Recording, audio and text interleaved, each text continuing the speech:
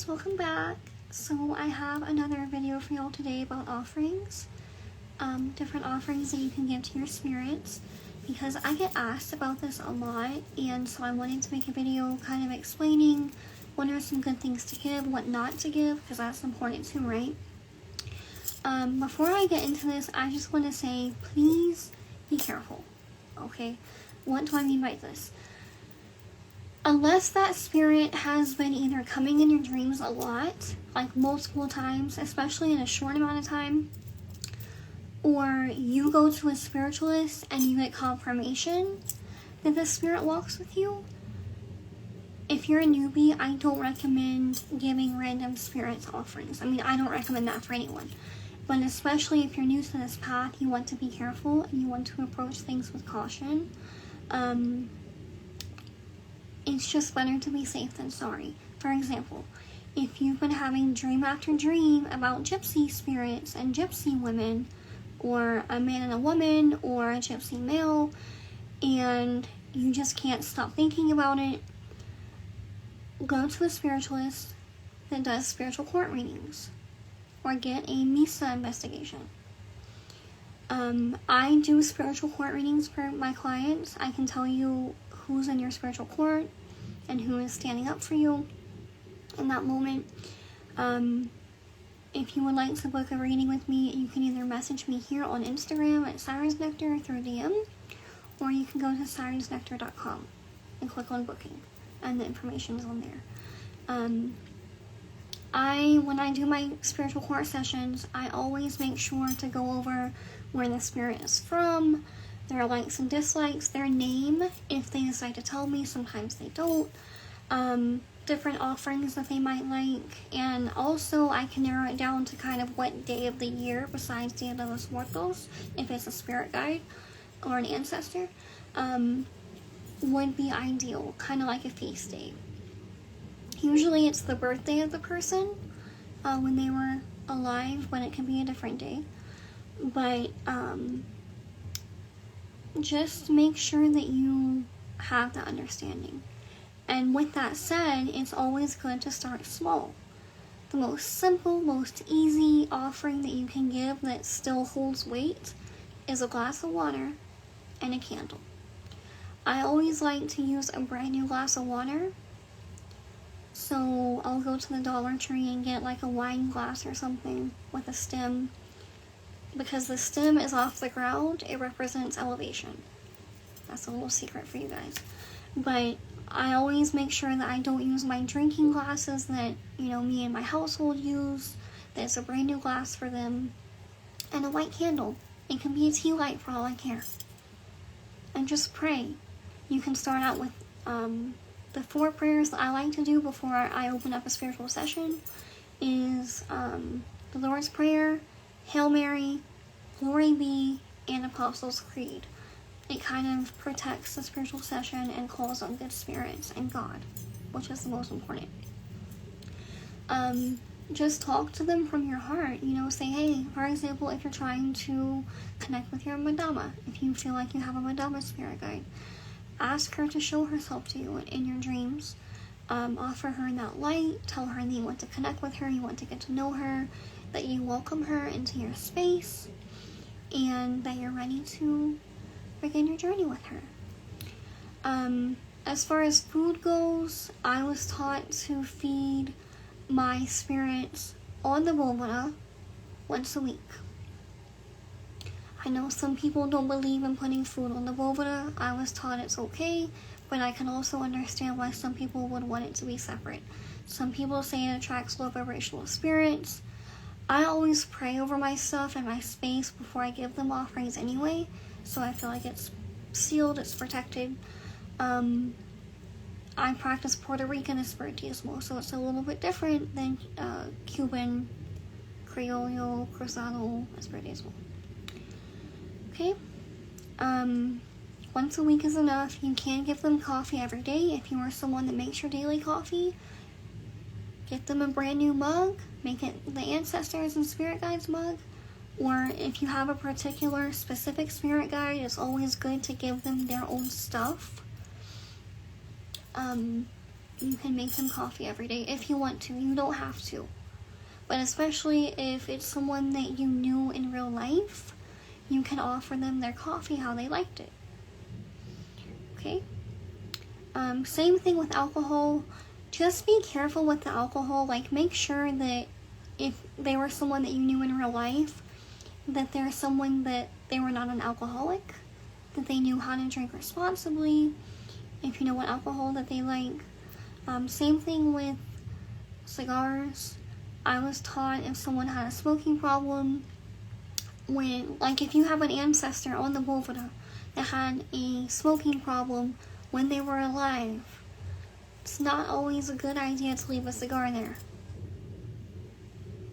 because you're kind of triggering them a little bit. What else? Fresh flowers. Flowers are so good, so good to keep on the altar and to give as an offering, because flowers are alive. Flowers represent life and beauty and love and nature and abundance and all these good things, and it really does help raise the vibration of your space, in my opinion. Same thing for fresh fruit. Just make sure that with the flowers and the fruit, that when they start to look a little funky, you take them off the altar. And here's another tip that I always tell you guys. My nose is itching because there's spirits in here, because I just finished doing a spiritual job. What was I gonna say? Oh, with the flowers, change the water in the vase every single day. Okay, it helps the flowers last a lot longer, and also it can get kind of smelly if you don't. So just a little pro tip for you guys. As far as food goes, white rice is always good to give. White rice and fresh fruit, you can't go wrong. Make sure that the food that you give them is not made with salt, because salt kind of chases the dead away, and we don't want to do that if we're trying to give them offerings. Also, something that I implement into my practice, this might just be because of my belief system, and also because I was vegetarian for a long time and still am to an extent. I don't really give a lot of meat, and if I do, unless it's my dad, because I knew him in real life and I know how he likes his steak, I'm not going to put bloody meat on the altar, because I believe it's going to attract low-level spirits. I do not give my ancestors and my spirit guides blood. I quit blood sacrificing a long time ago, and I will never go back. 0 out of 10, don't recommend. That's a whole separate video.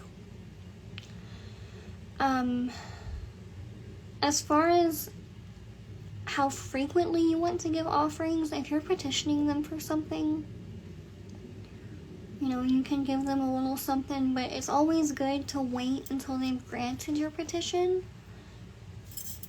to give them the big stuff. To give them a whole servicio with the whole 9, the flowers, the fresh fruit, the food, the coffee, the rum, the cigar, the whole set of things. It's always good to wait until they've really done something amazing in your life, or you petition them for something and they came through. And this goes for any spirit, okay? It's just a good rule of thumb when you're first starting out. Now, as you develop that trust and you know that your spirits are going to come through and they're going to work for you, then you can kind of up the ante a little bit and give them more to start before you petition them, to kind of sweeten them up a little bit. But, and I just want to make something very clear. Us giving offerings is not bribing them. Okay? This relationship that we have with our ancestors and our spirit guides or even deities, it is symbiotic. Okay? You take care of them, they will take care of you. Just in the beginning, be careful not to overgive. Okay. What else? I think that's about it.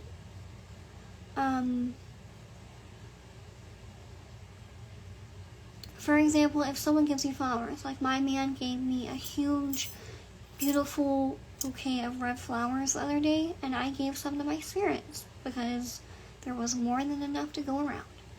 And it's me saying, you know, thank you for this blessing of this relationship in my life.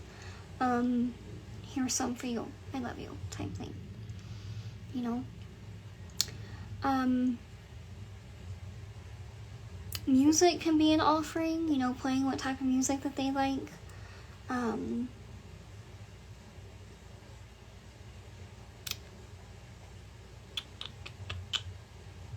A lot of people don't really understand that when we give offerings to good spirits, they're going to use that energy from that food or those flowers or that perfume or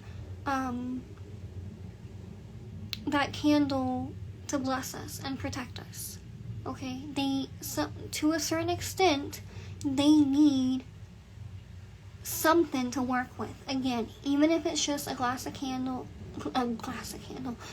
water and a candle. You gotta give something. It's all about giving and receiving, my love. Okay, and don't be one of those people that just asks and asks and asks and doesn't take care of their spirits. That's greedy as hell. And you will not get good results. I have a lot of flaws about me, but one thing I will say is I take care of my people. I sure do. And they take care of me in return. I don't have a perfect life, but I have a pretty good one. And they protect me, and they listen to me, and they trust me. You know, they know I'm going to take care of them. When I first started out on my journey, there were times, and for the love of God, I do not recommend this. Okay? It was just Nikki's divine feminine ass knowing she was going to manifest her way out of the hole she was in. There were times when I had $10 to my name, and you best believe I went to Publix and got them some of those 3 for $10 flowers. It was all I could afford at the time. And then spent the other $7 on food. But it was something. Some might say it's irresponsible. I call it devotion in my early days. I know some of y'all have been there. Because that is how deep our faith runs. They will be here with you when you're laughing, and they will be here with you when you're crying. It's good to take care of them. It's all about sharing what you're blessed with. Not giving everything, you know, don't sacrifice yourself, don't put yourself in a hole. Please do not go into debt giving to a spirit. Okay, that's not a good idea. But it's the principle of giving and receiving and remembering them. You know, like, these offerings also help to remind them, like, hey, I still remember what beer you liked, or I still remember what kind of bourbon you liked. Here you go. And it doesn't always have to be their feast day, or their birthday, or Dia de los Muertos. It can just be because you're thankful to be alive, and you're thankful for your food, and your shelter, and your water, and your health, and your family.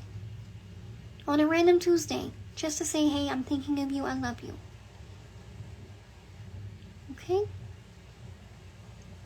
I hope this helped you guys. If you would like to book a reading, you can go to sirensnectar.com, or you can message me here on Instagram. Okay? I love you. Thank you.